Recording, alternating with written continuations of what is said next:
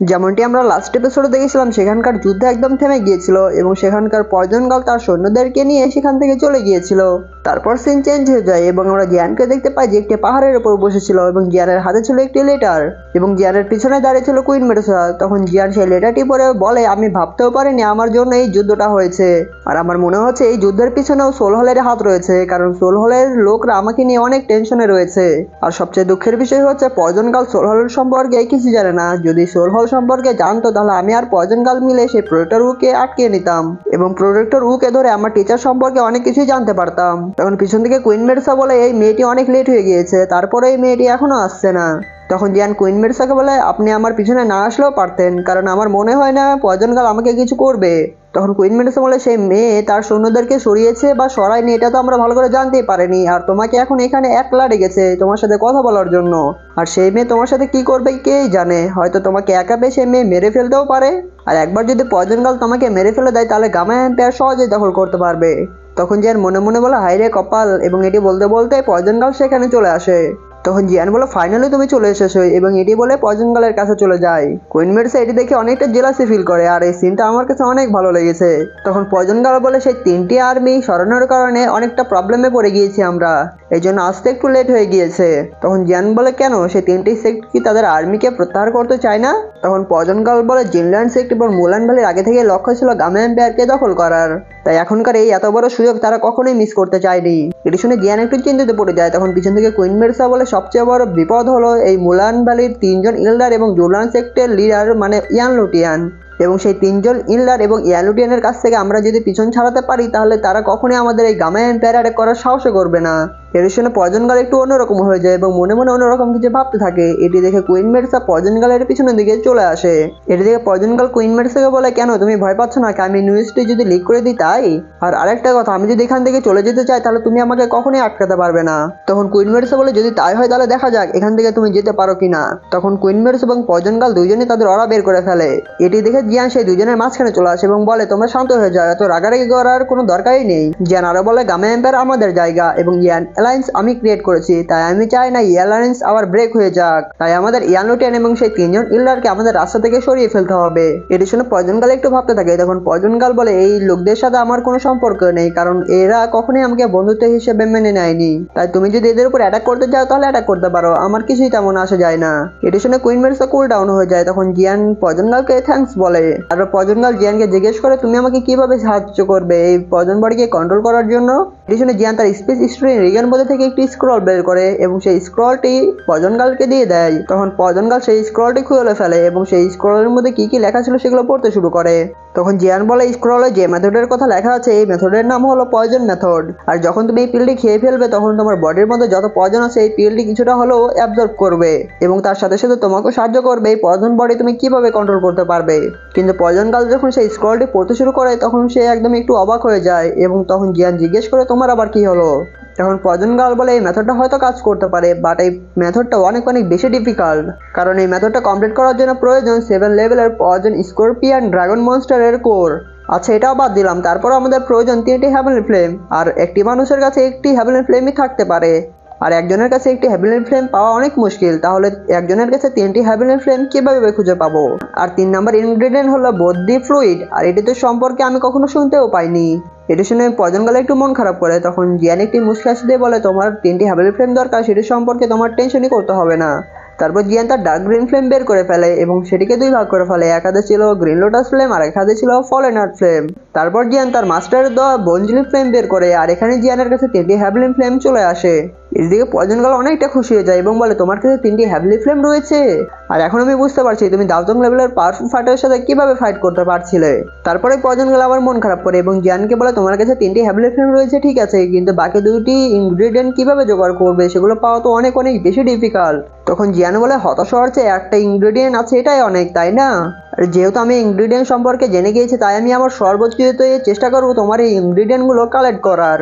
তখন পয়জন গাল বলে, আচ্ছা ঠিক আছে, এবং আমি ফিরে গিয়ে আমাদের লোকজনদেরকে পাঠিয়ে দেবো এই জিনিসগুলো খোঁজার জন্য।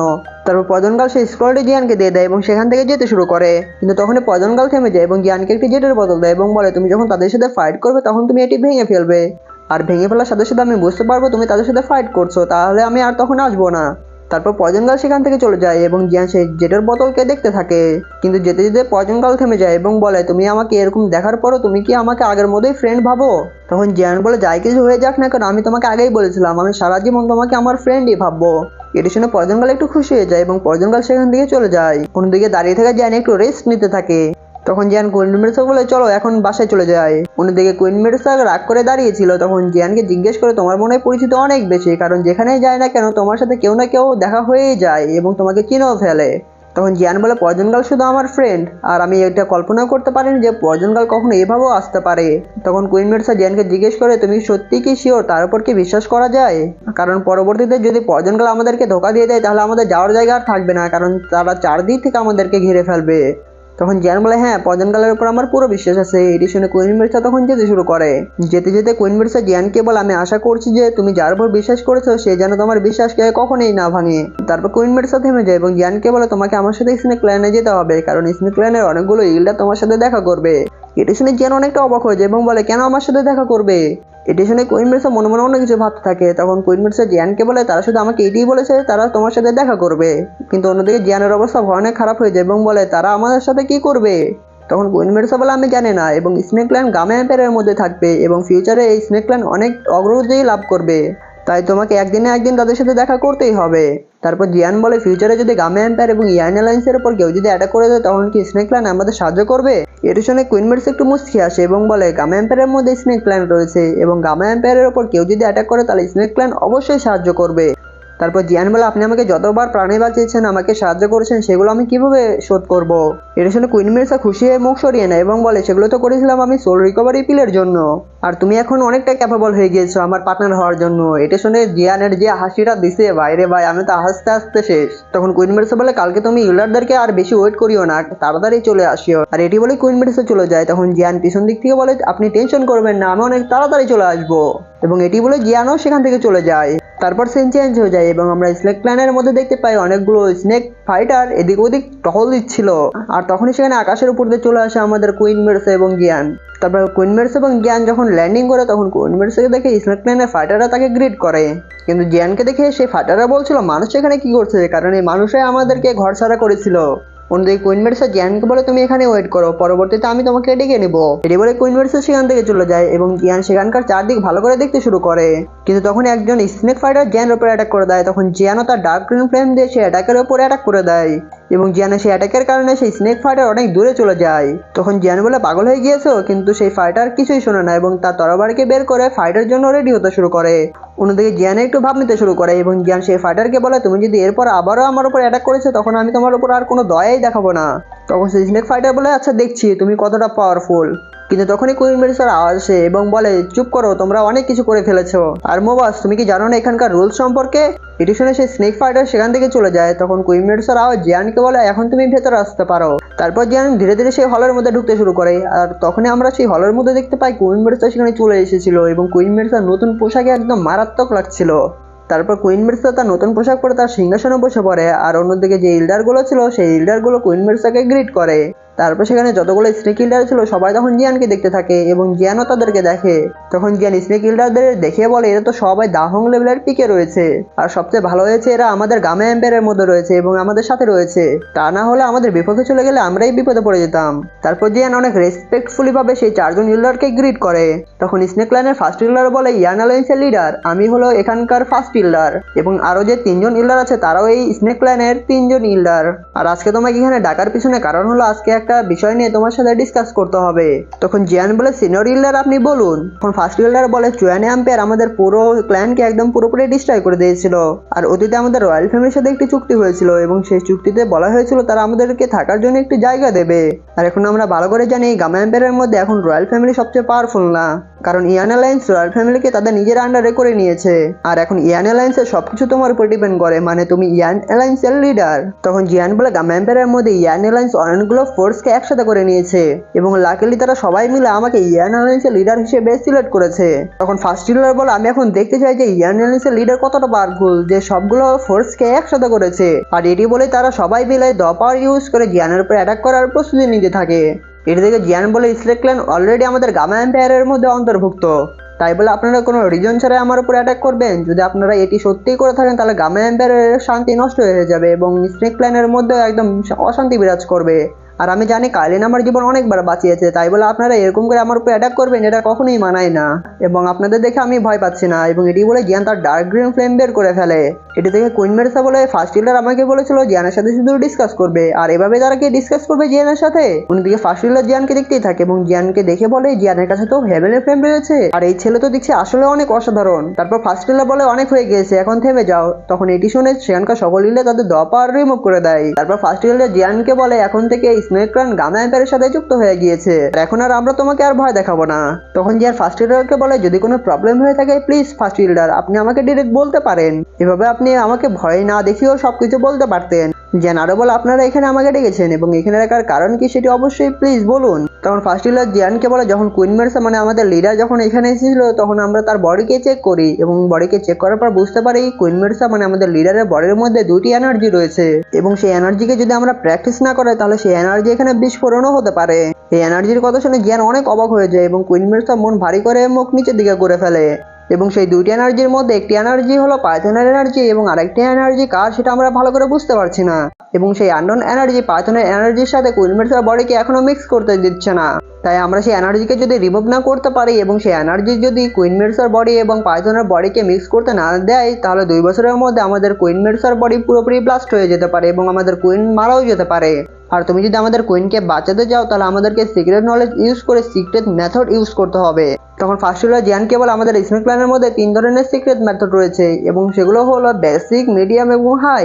এবং যে বেসিক মেথডটা রয়েছে সেটি দিয়ে আমাদের কুইন মেরসার বডির মধ্যে দুটি এনার্জি ইকুয়ালাইজ করা যাবে এবং যে মিডিয়াম মেথডটি রয়েছে সেটি কমপ্লিট করার জন্য আমাদের ডেয়া 6 এর পিল প্রয়োজন, কিন্তু এই সিক্রেট ইউজ করা একটু ডিফিকাল্ট হয়ে যায়। এবং এই মেথডটি ইউজ করার জন্য যে এনার্জি প্রয়োজন সেটি কুইন মেরসার মধ্যে রয়েছে, কিন্তু এর সাকসেস রেট তেমন হাই হবে না।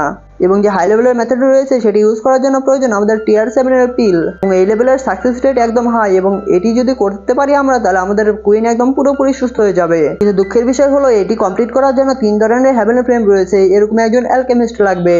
কিন্তু এই পুরো কন্টিনেন্টের মধ্যে 3 ধরনের হেভেনের ফ্লেম আছে এরকম মানুষ খুঁজে পাওয়া যাবেই না। এই জন্য আমরা একদম হতাশ হয়ে পড়ে গিয়েছি, কিন্তু আমরা আশা হারাবো না। তখন কুইন মেরসা বলে জিয়ানকে জোর করে হাই গ্রেডের পিল মানে সোল ইউটিনেটিক পিল বানানোর কোনো দরকার নেই, তাই তুমি এই সময় মিডিয়াম গ্রেডের পিল অর্থাৎ স্নেক ম্যারো পিল বানাতে পারো, কারণ এই মিডিয়াম গ্রেডের পিলে অ্যাটলিস্ট 50-50 চান্স তো থাকবে। অন্যদিকে জিয়ান কুইন মেরসাকে বলে যেহেতু আপনার বডিকে একদম পুরোপুরি সিকিউর করার জন্য হাই গ্রেডের মানে সোল ইউটিনেটিক পিল দরকার তাহলে সেটাই করবো। তাই আমি ভাবছি আমাকে যদি কিছুটা সময় দেন মানে 2 বছর আমাকে সময় দেন তাহলে 2 বছরের মধ্যে আমি সোল ইউনিটিং পিল ক্রিয়েট করেই নেব। তখন ফার্স্ট হিলার বলে জিয়ান তুমি কি ঠিক বলছো? তখন জিয়ান বলে এই বিষয়ের উপর কাইলিন মানে কুইন মেরসার জীবন নির্ভর করছে, তাই আমি এই বিষয় নিয়ে কিভাবে বোকার মতো কথা বলতে পারি। এটি শুনে সেখানকার সকল হিলার অনেক অবাক হয়ে যায় এবং বলে ভালো ভালো, কিন্তু আমি বুঝতে পারছি না জিয়ান এই কাজটি কিভাবে করতে পারবে। কিন্তু যেহেতু ইয়ান অ্যালায়েন্সের লিডার জিয়ান এটি প্রমিস করেছে তাহলে এটি অবশ্যই করতে পারবে। আর যদি এরকমই হয় তাহলে আমাদের স্নেক ক্ল্যান অবশ্যই ইয়ান অ্যালায়েন্সের মধ্যে জয়েন করবে। তখন জিয়ান বলে এই 2 বছরের মধ্যে অবশ্যই আপনাদেরকে আমি হাই গ্রেডের পিল মানে সোল ইউনিটিং পিল দেবো। তখন ফার্স্ট হিলার বলে যেহেতু ইয়ান অ্যালায়েন্সের লিডার জিয়ান আমাদের আশ্বাস দিয়েছে তার মানে আমি এখন নিশ্চিন্তে থাকতে পারবো। এটি শুনে অন্যদিকে আমাদের প্রিয় কুইন মেরসার মুখে একটি সুন্দর স্মাইল দেখতে পাই। অন্যদিকে ফার্স্ট হিলার একটি স্ক্রল বের করে এবং বলে এই হলো হাই গ্রেডের মানে সোল ইউনিটিং পিলের রেসিপি। ফার্স্ট হিলার আরো বলে কুইন মেরসা ছাড়া আমাদের স্নেক ক্ল্যান কখনোই সার্ভাইভ করতে পারবে না, এই কথাটা মনে রাখিও। আর আমরা এখন তোমার উপরেই নির্ভর করছি, সবকিছু তোমার উপর ডিপেন্ড করছে।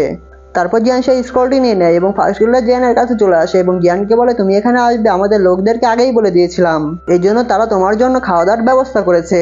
তখন জিয়ান বলে সিনিয়র হিলার এগুলো করার কোনো দরকারই ছিল না। তখন ফার্স্ট হিলার বলে ইয়ান অ্যালায়েন্সের লিডার এখানে ভিজিট করতে এসেছে তাই আমরা বা কিছু করবো না, এটা কখনো হতে পারে? তখন তারা 4 জন মিলে জিয়ানকে জোর করে ধরে নিয়ে যেতে শুরু করে এবং বলে এই স্নেক লাইনের মধ্যে অনেক সুস্বাদু সুস্বাদু ফুড পাওয়া যায় যেগুলো এই স্নেক লাইনের বাইরে কখনোই খেতে পারবে না, তাই চলো চলো অনেক ভালো লাগবে। অন্যদিকে জিয়ান বলছিল সিনিয়র ইল্ডার এগুলো করার কোনো দরকারই ছিল না, সত্যি করে বলছি। জিয়ান বলছিল কাইলিন কাইলিন এদিকে দেখুন। তখন কাইলিন অন্যদিকে একটি মুচকি হাসি দিয়ে চুপ করে বসে থাকে। তারপর সিন চেঞ্জ হয়ে যায় এবং আমরা একটি সন্ধ্যার সিন দেখতে পাই যেখানে কুইন মেরসা এবং জিয়ান হেঁটে হেঁটে আসছিল। তারা দুজনে একে অপরের দিকে তাকাচ্ছিল কিন্তু কথা বলছিল না। জিয়ান সাহস করে বলে কাইলিন এবং কিছু বলার আগেই কুইন মেরসা জিয়ানকে বলে তুমি টেনশন করিও না, আমার মধ্যে যে এনার্জি আছে সেটি এখন পর্যন্ত আমাকে হার্ট করেনি এবং আমার মধ্যে যে হ্যাপি সোলিং পাইথনের এনার্জি রয়েছে সেটিও অনেকটা উইক হয়ে পড়েছে। আর যখন তুমি সোল ইউনিটিং পিল বানিয়ে আমাকে দিবে তখন আমার বডির মধ্যে যে ফলেনার প্রেমের এনার্জি আছে এবং তার সাথে সাথে যে এনার্জিটি রয়েছে সেটিও বের হয়ে আসবে। তখন জিয়ান বলে আপনি টেনশন করবেন না, যখন আমি এই ইনগ্রিডিয়েন্টগুলো পেয়ে নেবো তখন আমি অবশ্যই এই সোল ইউনিটিং পিল বানিয়ে আপনাকে দিয়ে দিব। তখন কুইন মেডুসা বলে থ্যাংক ইউ সো মাচ। এটি বলে কুইন মেডুসা সেখান থেকে যেতে থাকে এবং পিছন থেকে জিয়ান কুইন মেডুসাকে দেখতেই থাকে। তখন জিয়ান বলে সামনে যে ফাইট হবে সেই ফাইটের মধ্যে কাইলিনকে মানে কুইন মেডুসাকে কখনোই নিয়ে যাওয়া উচিত হবে না। এটি বলে এখানে এপিসোডটি শেষ হয়ে যায়। এই নেক্সট এপিসোড অনেক ইন্টারেস্টিং হবে। আর নেক্সট এপিসোডটি দেখার জন্য চ্যানেলটি সাবস্ক্রাইব করে পাশে থাকা যে বেল আইকনটি আছে ওখানে ক্লিক করে রাখবেন, মানে যখনই আমি ভিডিও আপলোড করবো আপনারা তাড়াতাড়ি দেখতে পারবেন।